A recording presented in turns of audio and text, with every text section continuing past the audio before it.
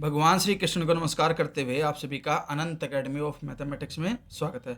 देखिए, inner product space और major theory जो कि एमएससी फोर्थ सेमेस्टर की बुक है उसकी यूनिट 2 स्टार्ट कर रहा हूँ मैं यहाँ से, क्योंकि फर्स्ट में मैं जितने एपिसोड करा चुका हूँ ऑलमोस्ट वहाँ से एक क्वेश्चन आपका बन जाता है।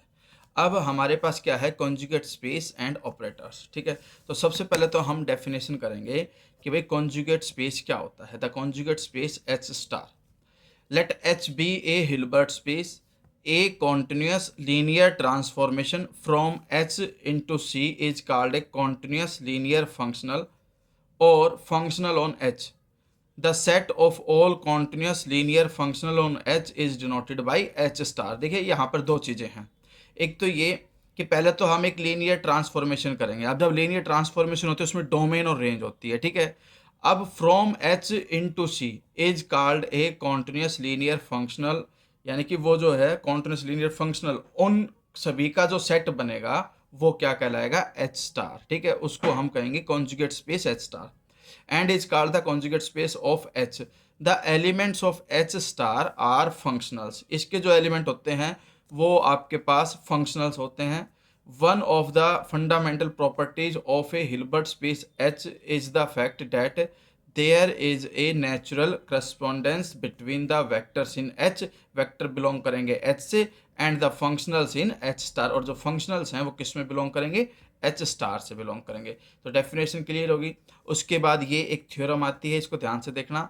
Theorem, let H be a Hilbert space and H star its conjugate space and Y be a fixed vector in H and Fy be a scalar valued function on H defined by this। यानी कि Fy जो है वो function है आपका, और वो इस तरह से डिफाइन होगा।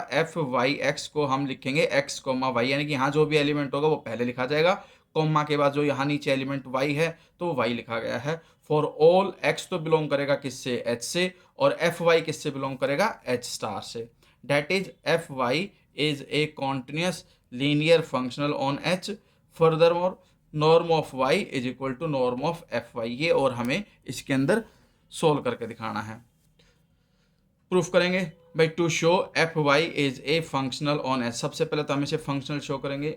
We are to show that Fy is linear and continuous. पहले लीनियर शो करेंगे फिर कॉन्टिन्यूस। लीनियर के लिए सबसे पहले तो x1 और x2 दो वेक्टर लेके चलेंगे जो h से बिलोंग करते हैं, और अल्फा और बीटा दो स्केलर लेकर के चलेंगे कि भाई alpha beta be any two scalars. Then condition क्या बनेगी आपके पास, एफ वाई ब्रैकेट के अंदर alpha x1 plus beta x2 लिखा। प्रॉपर्टी के अकॉर्डिंग जो भी एलिमेंट होगा वो पहले लिखा जाएगा, कोमा के बाद ये y लिखा जाएगा। ठीक है, फिर नेक्स्ट प्रॉपर्टी के अकॉर्डिंग ax1 कोमा y1 और प्लस bx2 कोमा y2, और फिर उसके बाद यानी कि इन दोनों के बीच में एक स्टेप और ला सकते हो आप चाहो तो, और वो ये है कि भाई ax1 कोमा y, फिर प्लस का साइन है बीटा x2 कोमा y। तो इसमें से तो अल्फा, जो अल्फा है वो बाहर आ जाएगा, दूसरे वाले में से बीटा बाहर आ जाएगा। ठीक है, क्योंकि इनर वेक्टर की मैं पहले ही आपको प्रॉपर्टीज बता चुका हूँ हिल्बर्ट स्पेस के अंदर। तो हमारे पास ये तो बन जाएगा अल्फा, एफ वाई नीचे आएगा x1 ब्रैकेट के अंदर, तो ये बन जाएगा अल्फा एफ वाई x1, और ये बन जाएगा बीटा एफ वाई x2। यानी कि अंदर थे अल्फा x1 बीटा x2, तो वो अल्फा और बीटा बाहर आ गए, तो इसका मतलब लीनियर ट्रांसफॉर्मेशन हो गई आपके पास। Therefore F Y is linear. ठीक है, अब further using Cauchy squares inequality, और कोची स्क्वायर्स इनइक्वालिटी का अकॉर्डिंग एफ वाई का जो मोड है आप इसको नॉर्म ले सकते हो। ठीक है, कि भाई जो नॉर्म है आपके पास वो इक्वल है mod of X comma Y के, जो कि लेस देन इक्वल होगी norm of X dot norm of Y के, which implies norm of F Y is less than equal to norm of Y. क्यों, ठीक है, taking supremum of norm of X, जो कि क्या होता है 1। ठीक है, यानी कि जो नॉर्म ऑफ एक्स है लेस देन इक्वल टू 1 है, अगर हम उसका यूज करें तो इसकी मैक्सिमम वैल्यू मैंने 1 रख दी, तो ये तो हट जाएगा। तो नॉर्म ऑफ एफ वाई जो है वो less than equal to norm of Y बन जाएगी आपके पास। तो hence F Y is continuous, क्योंकि ये बाउंडेड हो गई, बाउंडेड होते क्या हो जाएगा, कॉन्टिन्यूस हो जाएगा। Thus F Y is linear and continuous, and hence F Y किससे बिलोंग करेगा, एच स्टार से, क्योंकि प्रॉपर्टी यही होती है जो भी फंक्शनल लीनियर और कॉन्टिन्यूस होगा वो एच स्टार से बिलोंग करेगा। फिर इसके बाद if y equal to 0, then F Y of X is equal to X comma zero which is equal to zero implies that norm of F Y is equal to zero which is equal to norm of Y.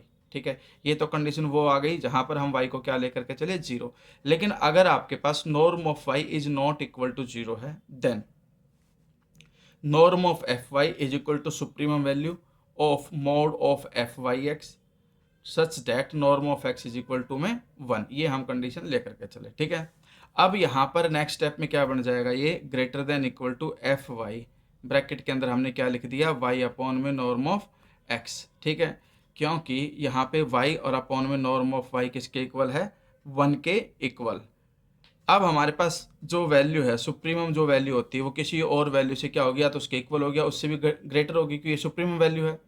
अब हम क्या करेंगे, यहाँ पर property के according जो भी bracket के अंदर होता है वो पहले लिखा जाएगा, फिर कॉमा के बाद ये y लिखा जाएगा।